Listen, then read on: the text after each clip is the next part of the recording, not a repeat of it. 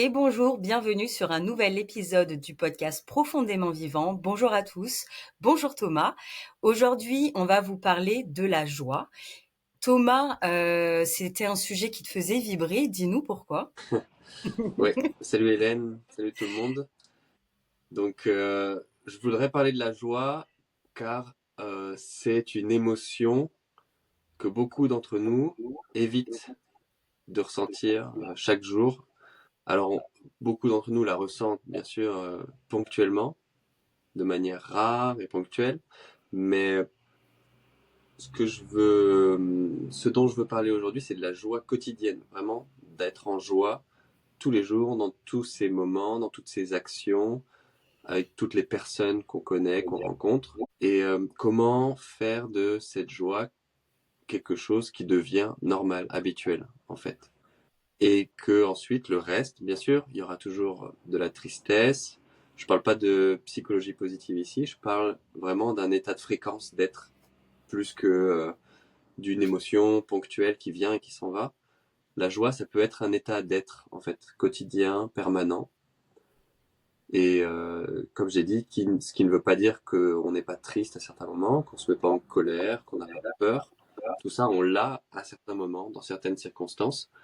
Mais la joie, en fait, nous ramène toujours à une espèce de socle qui est plus haut au niveau, si on regarde un graphique de fréquence, par exemple, il y a les basses fréquences, qui sont la peur. Il y a des gens qui vivent dans la peur en permanence, tous les jours.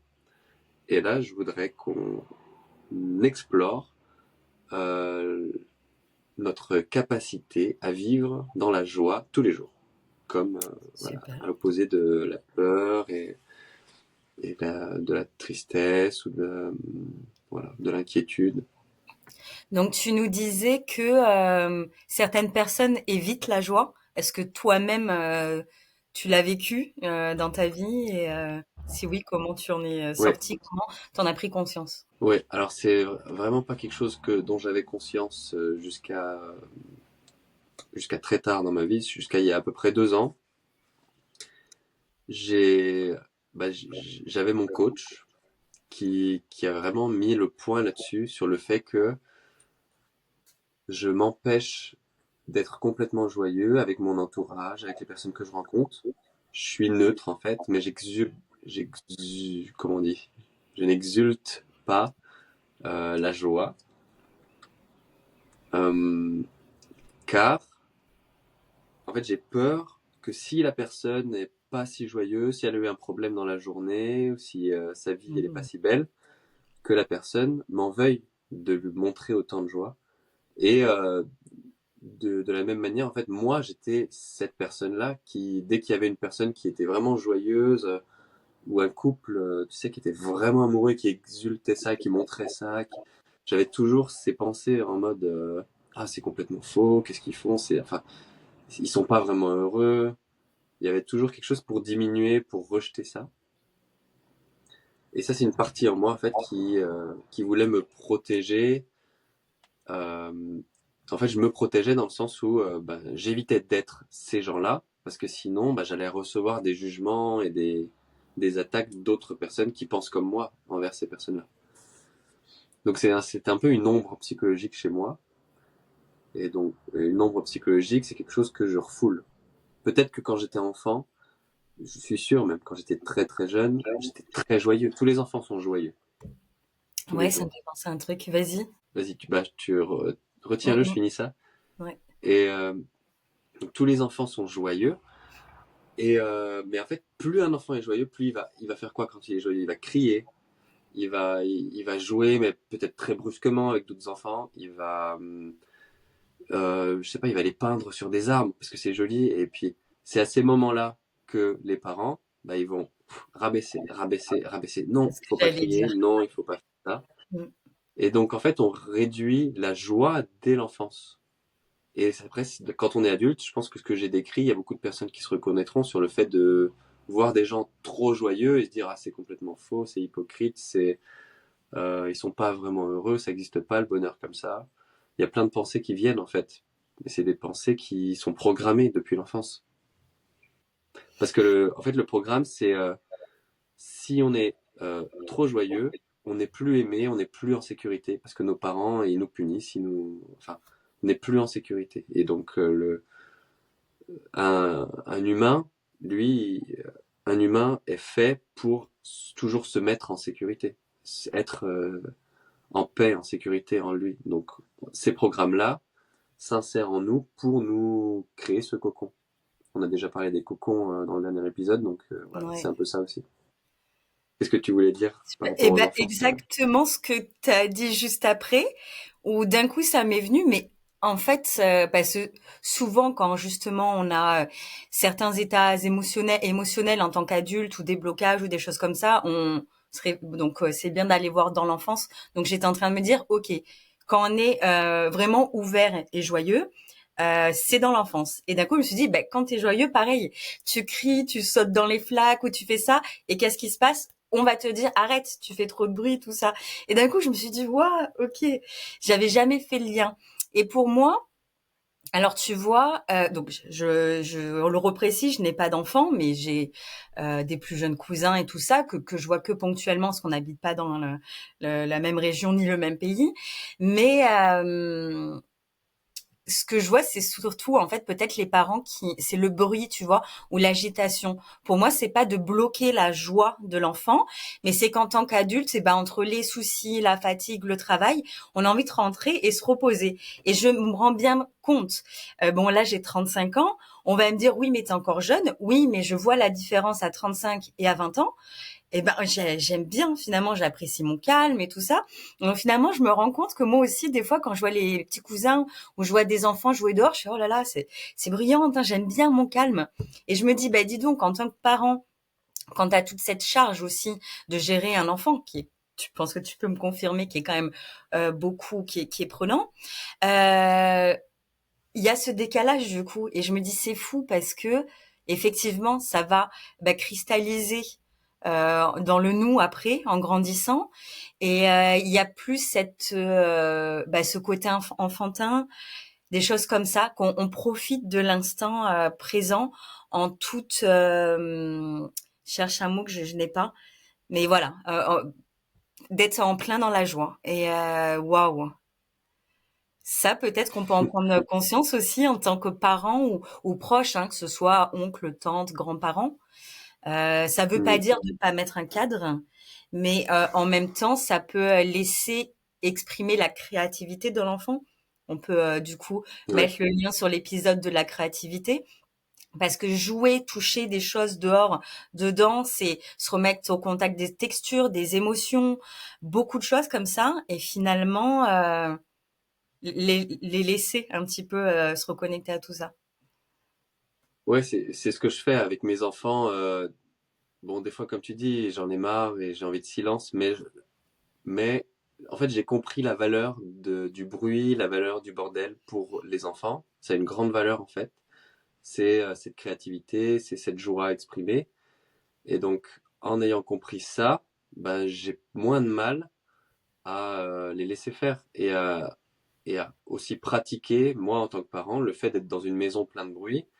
Quand je rentre du boulot le soir, même si je suis un peu fatigué, et ben j'apprécie écouter mes enfants crier, chanter fort, et parce que je vois en fait la beauté que ça crée en eux. Donc voilà, en fait, c'est vraiment voir ces valeurs invisibles qu'on voit pas. En fait, c'est pas, c'est la réalisation que là tu viens d'avoir, qu'on vient d'avoir ensemble. On n'avait pas réalisé qu'en fait, ces petites phrases qu'on dit aux enfants, fais moins de bruit ou arrête de courir partout.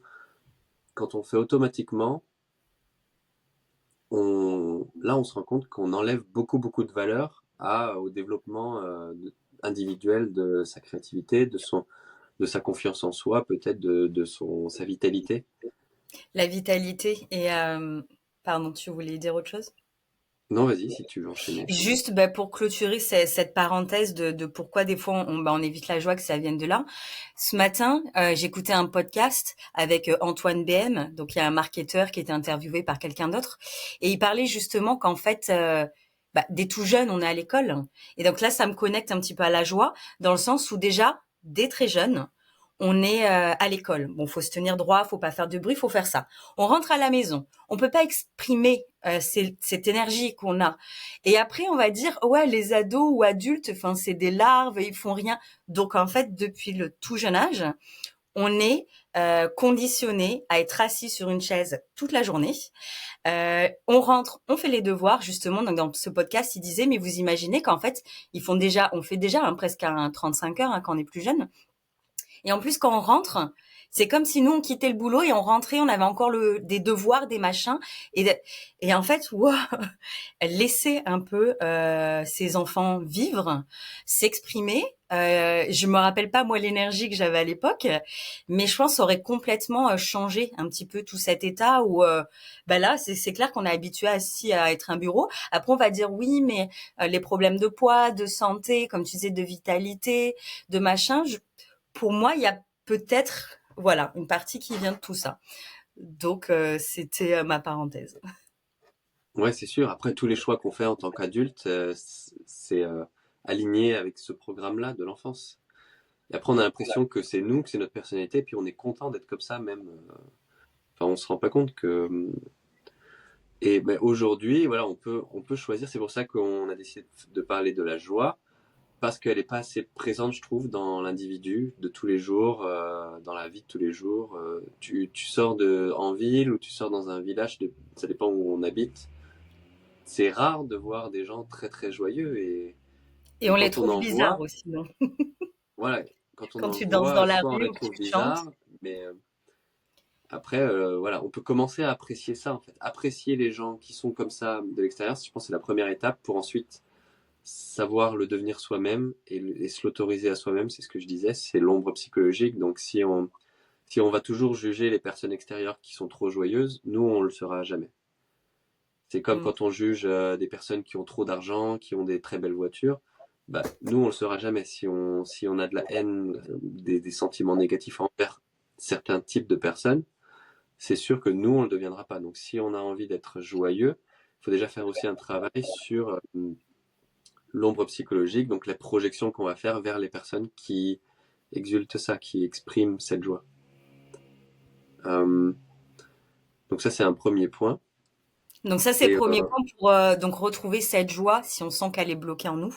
Donc ouais, accepter bah, déjà la joie des autres sans forcément émettre un jugement. Et pourquoi pas vous autoriser à tenter à joindre. Ça me fait penser où on s'est vu un événement, toi et moi, il y a pas longtemps, et on a créé un.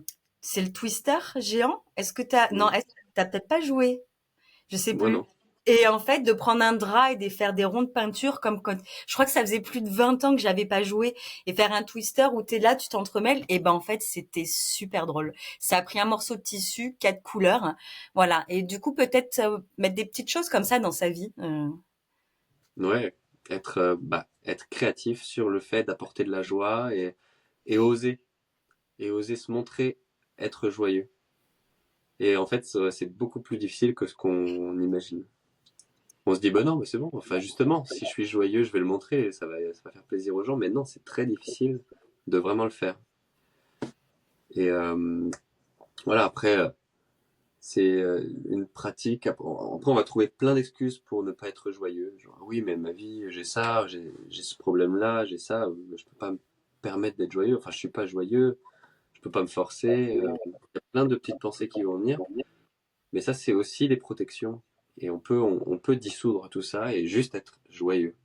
En fait, peu importe ce qui se passe dans sa vie, on peut être joyeux. Il y a des gens qui ont des cancers, il y a des gens qui ont perdu leur conjoint et qui ensuite sont joyeux, ont de la vitalité, On voit, je sais pas si tu connais Wim Hof, Mhm. le... il parle du froid, la thérapie du froid, mais toute son histoire elle est super inspirante, où il a perdu sa Ouais. conjointe quand il était plus jeune, et ensuite il s'est transformé lui-même, et il exulte la joie, je trouve, dans ses interviews, il est joyeux, il a de la vitalité, il a de l'enthousiasme, et donc on voulait parler d'un point justement sur le fait que la joie, c'est un curseur vers ce qui nous plaît vraiment, ce qu'on veut vraiment faire. Et on parlait de toi aussi, t'as eu un revirement au niveau de ton business et tu t'es lancé dans une activité qui te plaît vraiment, t'as eu beaucoup beaucoup de joie, donc c'était mélangé à du stress, mais en même temps c'était vraiment de la joie. Et donc là, tu savais que tu étais aligné, que tu faisais ce que tu voulais. Alors que tu me partageais avant qu'on enregistre que des fois, on procrastine. Et juste la procrastination, c'est aussi un curseur qui nous dit, bah, on n'est pas en train de faire ce qu'on veut vraiment faire, et puis c'est tout. Donc la joie, c'est un curseur aussi. Et si vous êtes triste, si vous êtes déprimé, c'est aussi un curseur. Peut-être qu'en fait, il y a quelque chose que vous devez faire, Mm. changer une décision que vous devez prendre, qui vous aligne mieux dans ce que vous voulez vraiment faire. Et il faut savoir, faut vous dire que oui, je peux m'autoriser à avoir ce que je désire vraiment. Et toutes les voix ou les gens autour qui vont vous dire non, tu peux pas parce que ça, si, bah, on les efface et puis on se dit oui, je peux. Maintenant, comment? Je pratique, j'essaye, je demande de l'aide. On peut faire de la thérapie, on peut faire du coaching suivant ce qu'on veut créer, qu'on n'est pas encore en train de créer. Voilà. Ouais. Ça me fait penser à, il y a des ateliers du rire. C'est des choses où je ne suis pas du tout à l'aise. C'est des choses où justement, où dès qu'on, il y a un peu de lumière sur moi ou sur, on va dire quelque chose d'extravagant, parce que ça, je sais complètement que c'est connecté à mon histoire familiale, où faut qu'on soit, on passe inaperçu. Et donc, tester ce genre d'atelier, je crois que ça m'est déjà arrivé une fois de participer à un truc et en fait tu rigoles, t'es mal à l'aise et en fait tu vas rigoler naturellement. Rien qu'en fait là de m'imaginer, j'ai envie de rigoler. Et on sait qu'en fait le cerveau, il y a assez d'études, alors j'ai pas les noms et tout ça, mais vous pouvez chercher que le cerveau en fait on peut le trick. Ouais. Ah mince, j'ai pas le mot non plus. Mais Lui jouer un tour de passe-passe voilà. dans le sens du coup en fait si tu commences ce matin et que tu souris ou tu te forces un petit peu à rire, si vous n'arrivez pas tout seul vous allez sur YouTube, je suis sûre qu'il y a plein de vidéos et en fait de suite ça va apporter un sentiment de légèreté. Et je sais que quand on va mal, c'est des choses qu'on n'arrive pas à faire, du moins moi j'y arrive pas, mais ça peut être des petites choses voilà à mettre en place. Et ce que je voulais dire c'est que la joie, je pense que c'est avant tout de se reconnecter à sa propre essence. Parce que justement, le fait de grandir, selon l'entourage, quand on a grandi, a fait que ça nous a déconnectés de qui on était. Justement, mais tu rigoles trop fort, tu t'habilles trop là, c'est trop extravagant. Donc en fait, ça nous a coupé complètement de tout ça. Vous regardez dehors, on est tous habillés à peu près en noir, blanc, gris, marron. Donc ça manque. Et là, en plus, quand on a démarré le sujet, j'ai vu ton t-shirt jaune, je me suis dit c'est génial. Voilà, tout ça, on sait l'impact des couleurs. Et les grandes entreprises, elles font ces études sur les couleurs. On sait qu'il y a un impact inconscient. Donc tout ça, de se reconnecter voilà à soi, à son essence, à ce qui vous fait du bien, prendre sa place. Et je pense que tout ça va amener à reconnecter à sa joie, à son enfant intérieur, à l'amour qu'on parlait, donc l'autre épisode sur apporter de l'amour au quotidien. Je pense que tout ça est un peu lié aussi. Voilà. Oui, ouais, c'est sûr. Toutes ces émotions haute fréquence, comme j'aime bien les appeler. J'adore ce schéma de l'arbre des fréquences où Ouais. les basses fréquences c'est lourd et lent, les hautes fréquences c'est léger et rapide. Ça frétille, c'est les papillons dans le ventre. Oui. Ouais. Et donc je voulais aussi, peut-être qu'on peut continuer le sujet sur la joie au quotidien en fait. Est-ce que c'est Ouais. possible? Ça veut pas dire la joie tout le temps. Ça veut dire, en fait, sur cet arbre de fréquence, moi j'imagine une ligne, euh, la moyenne, notre ligne de moyenne émotionnelle, on va dire. Et si elle est vers le bas, bah, ça veut dire qu'on est plus tout le temps déprimé, tout le temps peureux ou tout le temps en colère. Et si on place cette barre dans plus haut, dans la joie, eh ben on va avoir naturellement être joyeux par défaut en fait. C'est ça, c'est le mot. C'est par défaut, on est joyeux. Quand rien ne se passe, on est joyeux. Ouais. Et quand quelque chose bah, nous attriste, nous fait peur, oui, là on va dans l'émotion. Et, et ce que tu as dit, c'était intéressant, ça m'a fait penser que oui, quand je me sens pas bien, ben, j'arrive pas à me forcer, j'arrive pas à faire le rire, mais c'est normal en fait. Je pense qu'il faut pas se forcer.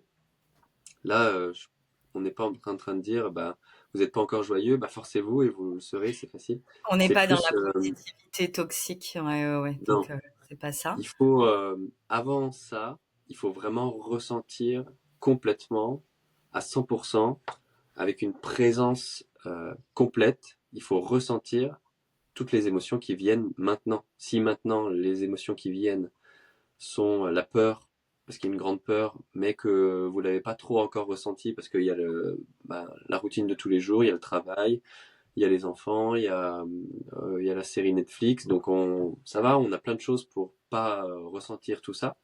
Mais si vous faites ce travail de vraiment vous asseoir avec vos émotions négatives, Mm. ça veut pas dire il y a un risque là en écoutant ça de se dire ah oui bah du coup je l'ai fait venir et puis se laisser un peu contrôler par toutes ces émotions négatives et qu'elles submergent et qu'elles soient tout le temps là et qu'elles se répètent et qu'elles reviennent.